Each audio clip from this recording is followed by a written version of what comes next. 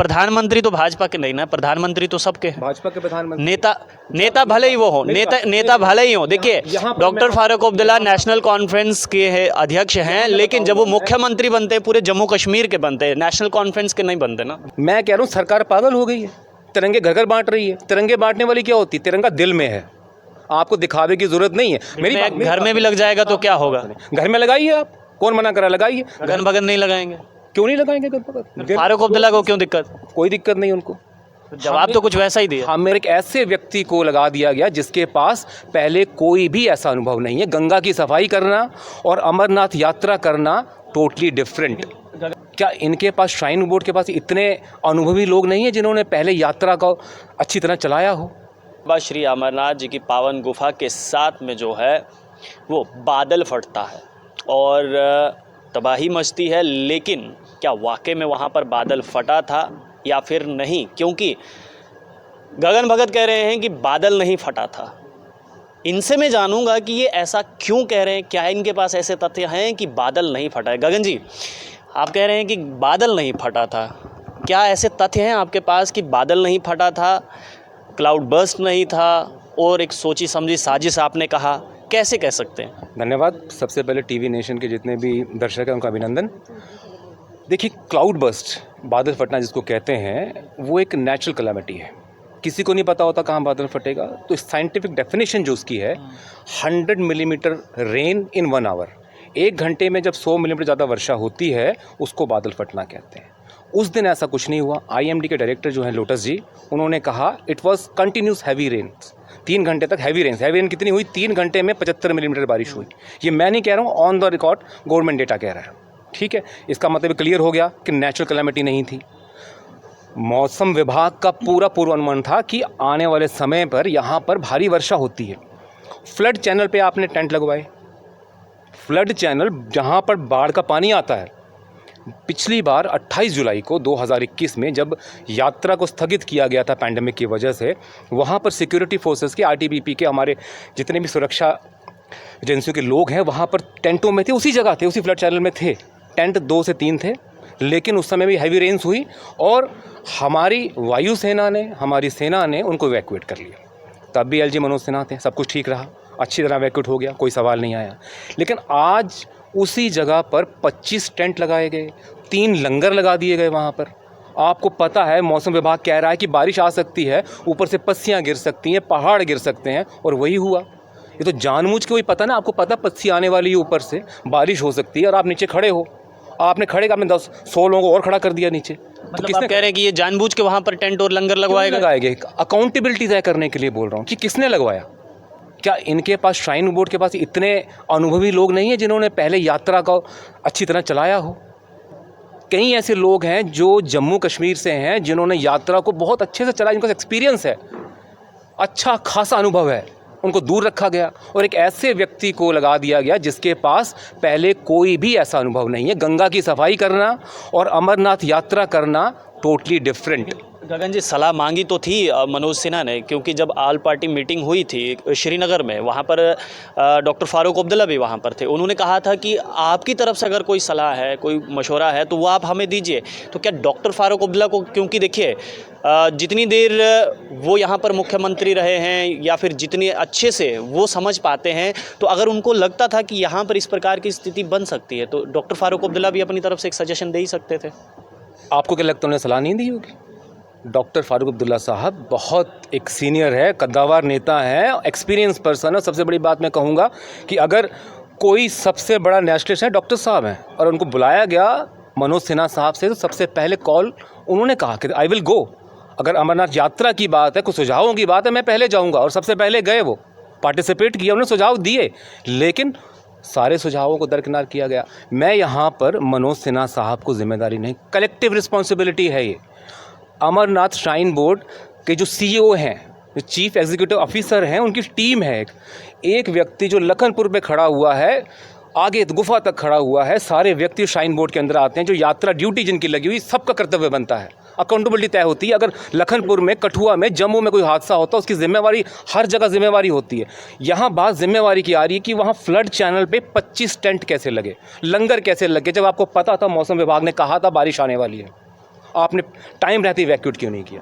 हाल ही में डॉक्टर फारूक अब्दुल्ला का एक वीडियो भी जो है वो तेज़ी से वायरल हुआ, जिसमें एक पत्रकार ने कहा कि हर घर में तिरंगा, इसको कैसे देखते हैं आप?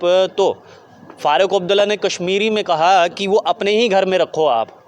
तो इससे क्या ये समझा जाए, क्योंकि आपने कहा कि अगर सबसे बड़ा कोई नेशनलिस्ट है तो डॉक्टर फारूक अब्दुल्ला है, लेकिन जिस प्रकार के से उन्होंने जवाब दिया है उससे तो लगता नहीं है कि वो नेशनलिस्ट है, क्योंकि वो कह रहे हैं कि अपने ही घर में रखो, तिरंगा नहीं चाहिए। देखिए जी, बात यहाँ होती है, आप उस व्यक्ति को झंडा पकड़ने के लिए बोल रहे हो, उन्होंने उस समय झंडा पकड़ा था जब झंडे का कोई नाम लेके गोली मार देता था। आप उस इंसान को कह रहे हो आज अब ये झंडा पकड़ने की बात ही नहीं हो रही है, क्योंकि देखिए सेंटर द्वारा स्कीम चलाई गई कि हर घर में तिरंगा, स्कीम चलाई गई, उसको अवेयरनेस के लिए जो है वो चलाया गया, और वही बस मात्र यही सवाल जो है उस पत्रकार ने पूछा था, और सामने से फारूक अब्दुल्ला ने कह दिया कि अपने घर में रखो, नहीं चाहिए हमें। देखिए जी, सरकार बताएगी कि तिरंगे का सम्मान करना हमें, ये कौन सी स्कीम है? क्या मैं कह रहा हूँ सरकार पागल हो गई है? तिरंगे घर घर बांट रही है। तिरंगे बांटने वाली क्या होती है? तिरंगा दिल में है, आपको दिखावे की जरूरत नहीं है। मेरी घर में भी लग जाएगा तो क्या होगा? घर में लगाइए, आप कौन मना करा, लगाइए। गन बगन नहीं लगाएंगे? क्यों नहीं लगाएंगे गन बगन? फारूक अब्दुल्ला को क्यों दिक्कत? कोई दिक्कत नहीं उनको। जवाब तो कुछ वैसा ही दिया। हमें जम्मू कश्मीर में भाजपा सरकार से दिक्कत है जो वो कह के लगवाएंगे। भाजपा सरकार बोलेगी ये तिरंगा हमारा है, हम लगवाएंगे, मुझे उससे दिक्कत है। देश के प्रधानमंत्री तो भाजपा के नहीं ना, प्रधानमंत्री तो सबके हैं। भाजपा के प्रधानमंत्री नेता भले ही वो हो, नेता भले ही हो। देखिए doctor Farooq Abdullah national conference के अध्यक्ष हैं, लेकिन जब वो मुख्यमंत्री बनते हैं पूरे जम्मू कश्मीर के बनते हैं, नेशनल कॉन्फ्रेंस के नहीं बनते ना। देखिए, जब कोई प्रधानमंत्री चुनावी सभा करता है, जब प्रधानमंत्री पार्टी की राष्ट्रकारिणी में बैठा है तो वो भाजपा का होता है। अगर प्रधानमंत्री संवैधानिक पद पे बैठे हुए, ना तो उनको चुनाव प्रचार करना चाहिए, ना पार्टी की राष्ट्रीय कार्यकारिणी में अन्य कार्यकारिणी पार्टिसिपेट करना चाहिए, पार्टी से दूरी बनानी चाहिए। एक तरफ आप कहते हो मैं भारत का प्रधानमंत्री हूँ, मैं भाजपा से नहीं हूँ, दूसरे आप कार्यकारिणियाँ अटेंड करते हो, जो आप जगह जगह घूमते फिरते हो, पार्टी के झंडे उठाते फिरते हो, तो फिर क्या कह रहे हो आप? हम कैसे माने कि आप पूरे देश के प्रधानमंत्री हैं? आपके जब दिल में भाजपा है, भाजपा का झंडा उठा के आप घूम रहे हो और हमें आप कह रहे हैं कि हम आपके हैं, ऐसा नहीं होता है। ये अलग अलग बातें हैं। इस विषय पे मैं आपसे चाहता हूँ देर तक चर्चा करें। आज का जो विषय है, मैं चाहता हूँ विषय से हम भटके ना। आज का विषय जो है अकाउंटेबिलिटी है, जो 28 तारीख को जो हुआ उसका अकाउंटेबिलिटी है। मैं उस पर अपना ध्यान केंद्रित करना चाहता हूँ, क्योंकि हमारे पास बहुत से मुद्दे हैं, केवल एक यही मुद्दा नहीं है, हमारे पास कई ऐसे मुद्दे हैं। अब आप देखिए, ये एक तरह से ना संयोग कह लीजिए या भाजपा का प्रयोग कह लीजिए, जहाँ भाजपा सरकार है वहाँ पर आतंकवादी पकड़े जाते हैं और वो भाजपा के निकलते हैं। दूसरा, जहाँ पर भाजपा सरकार है वहाँ पर स्कैम्स होते हैं। इस पे मैं आऊँगा गगन जी, मैं इस पर आऊँगा, लेकिन मेरे वो सवाल रह गया, क्या फारूक अब्दुल्ला ने ये जवाब गलत दिया या फिर सही दिया? आपको क्या लगता है? देखिए जी, फारूक साहब ने कहा है जो भाजपा वाले झंडे दे रहे हैं ना, वो अपने पास ही रखें, तिरंगा हमारे दिल में है, हमारे दिल में हमेशा रहेगा। आपने वो वीडियो देखा? आपने वो वीडियो? बिल्कुल देखा वीडियो में। उन्होंने तो कहीं बोला ही नहीं कि भाजपा वाले जो झंडा दे रहे हैं। आपके पास पूरा वीडियो नहीं, मेरे पास पूरा वीडियो, आपको देखना होगा, मैं भेज दूंगा। चलिए अब मैं आता हूँ, क्योंकि देखिए हाल ही में तालिब हुसैन नामक आतंकवादी को गिरफ्तार किया गया, और रोकूंगा यहाँ आपको जी। वो आतंकवादी तो अभी पता लगा ना। पहले आप कह सकते हैं जम्मू प्रोविंस का माइनॉरिटी सेल का IT इंचार्ज भाजपा का तालिब हुसैन, पहले ऐसे कह सकते हैं। लेकिन वो तो मना कर रहे हैं ना, वो तो कह रहे हैं कि हमारा वो मेंबर ही नहीं है। मेंबरशिप पर्ची दिखाऊं उसकी आपको? आप मुझे दीजिए, मैं शेयर करता हूं। पब्लिक डोमेन में है, लेकिन भारतीय जनता, वो पब्लिक डोमेन में तभी जुबेर अंदर है। भारतीय जनता पार्टी कह रही है, भारतीय जनता पार्टी कह रही है ये तो हमारा कभी कार्यकर्ता था ही नहीं। भाजपा को मैं क्या कहूँ, भाजपा को जुबेर ने जो किया है ना, जुबेर क्या, मैं कहता हूँ 100 जुबेर और पैदा होंगे इससे। आज जो हमारे पब्लिक डोमेन में जो उसकी जो पर्चियाँ हैं, जहाँ जितनी इन्फॉर्मेशन हमें जो भाजपा की मिल रही हैं, सब जुबेर के कारण है। और मैं आपके चैनल के माध्यम से कहना चाहूँगा कि फ्री जुबेर को फ्री करिए। कारण ये उसने कुछ नहीं किया। एक जुबेर को आप दबाएंगे, ज़बरदस्ती अंदर डालेंगे, तो इससे पत्रकारिता या प्रेस बंद नहीं होगा, ये और बढ़ेगा, क्रांतिकारी बनेंगे और कहीं पैदा होंगे। एक भगत सिंह को मारा तो कितने भगत सिंह पैदा हो गए? आज़ादी मिली ना हमें। एक जुबेर को बंद करेंगे ना, लाखों जुबेर पैदा होंगे और सच्चाई लाएंगे। जो जुबेर ने किया वो बिल्कुल सही था। जुबेर ने जो किया बिल्कुल सही था, एब्सोल्युटली ट्रू। फैक्ट चेकर है, उसने फैक्ट चेक करता है, बताया फैक्ट उसने क्या है।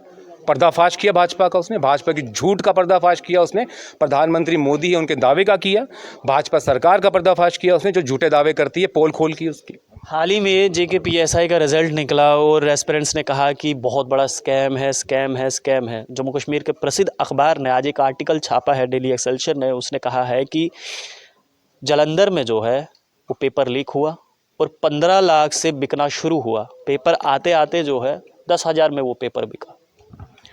देखिए, अभी कोई ऑफिशियल मुझे लगता है कि कोई जो इंक्वायरी कमीशन बैठा है, या मुझे जहाँ तक जानकारी है शायद CBI को हैंडओवर कर रहे हैं, कोई FIR तो फाइल नहीं हुई है इसके ऊपर। जब तक सरकार की ओर से कोई दावा नहीं आता, समाचार पत्र की रिपोर्टों को मैं आधार नहीं मानूंगा, और इस पे मैं पुनः बात करूंगा आपसे। और जहाँ तक मुझे जानकारी जो है, जो SSB है उसने इसको सबलेट किया था, ऐसी फर्म को सबलेट किया था जो एक ब्लैक लिस्टेड फर्म, वो ब्लैक लिस्टेड फर्म है। उसको हर जगह से जो पेपर जितने भी स्कैम्स हुए हैं, वो जानते हुए कि हर जगह इन्वॉल्व है, ब्लैक लिस्ट किया गया, उसके बाद किया गया। ये भी एक बहुत गंभीर मुद्दा है कि यहाँ भी अकाउंटेबिलिटी तय हो, जल्द से जल्द तय होनी चाहिए। CBI जो है, हमें बहुत भरोसा है CBI के ऊपर। CBI जो है बहुत अच्छे से काम कर रही है। जितने भी नेता जो भाजपा में ज्वाइन नहीं करते हैं, CBI ज्वाइन करवा देती है, उनको अच्छे तरीके से ज्वाइन करवा देती है।